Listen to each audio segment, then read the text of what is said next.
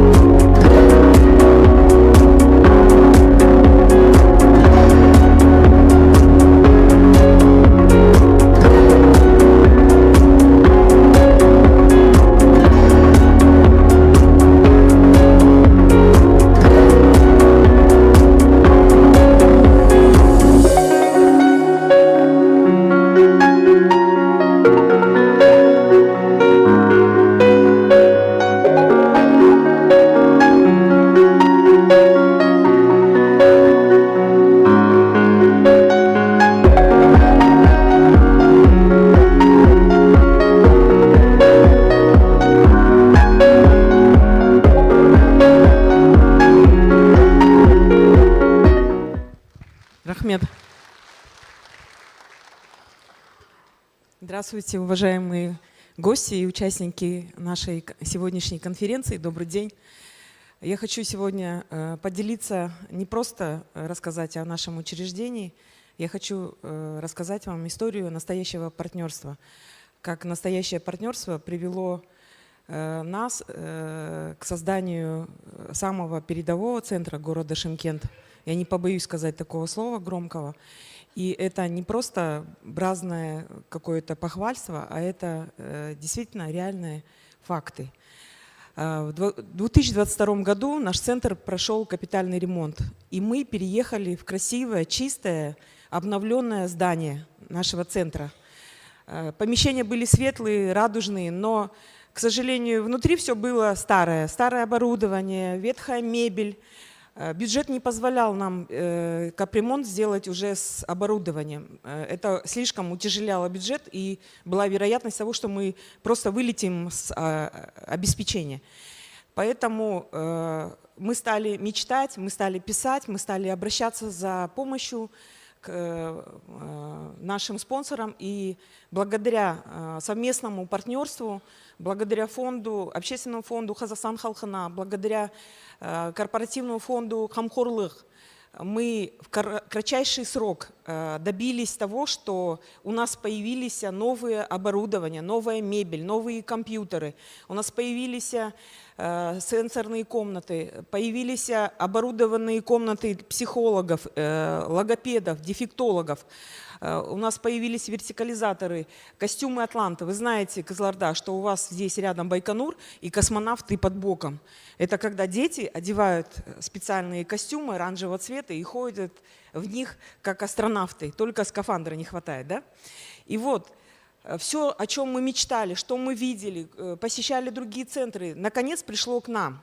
И как итог мы стали делать первые... Появились уже первые ласточки, и впервые на базе нашего центра после лечения, может быть, не одного, а нескольких курсов реабилитации, 300 детей, более 300 детей стали говорить первые звуки. 161 ребенок стал говорить. 99 детей стали ползать, начали ползать. И 63 ребенка стали делать первые шаги. Как пример, я бы хотела назвать пример девочки Адии, которая 1,5 года пришла к нам в центр впервые на реабилитацию. И когда я разговаривала с мамой, я поняла, что она весит всего 8 килограмм. Она плохо ест, она не разговаривает и не ходит, и не встает. Все, что она умела, это переворачиваться, как 4-месячный ребенок.